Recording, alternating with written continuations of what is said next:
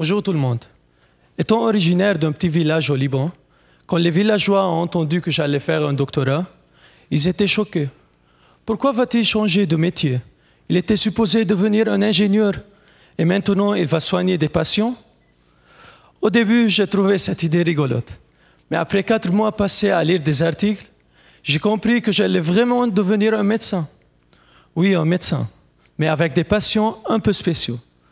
Mes patients sont des grandes structures, des ponts, des bâtiments, des tunnels par exemple. Mais qu'est-ce que je vais examiner au juste? Et par quels moyens? Prenons les ponts comme exemple. Ces ouvrages d'art sont conçus pour 120 ans de service. Un peu plus qu'un être humain quand même.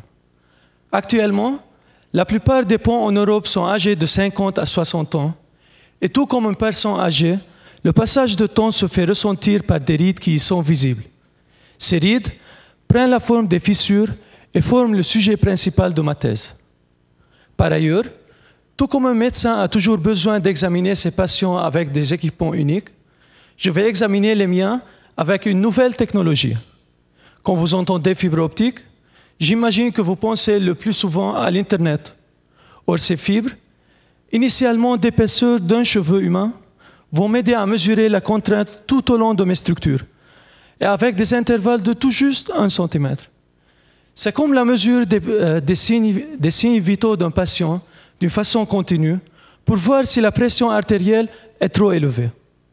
Mais d'où vient cette augmentation de pression? Est-ce que c'est l'effet de l'âge? Est-ce que mes patients souffrent de fatigue? Pour expliquer le phénomène de la fatigue au niveau de ces structures, on peut faire une analogie avec la fatigue qu'on ressent après un effort répété. En effet, si on demande à un adulte de porter un sac de 5 kg une fois, il dira que c'est un jeu d'enfant. Mais s'il doit le faire plusieurs fois de suite, il fera moins le malin.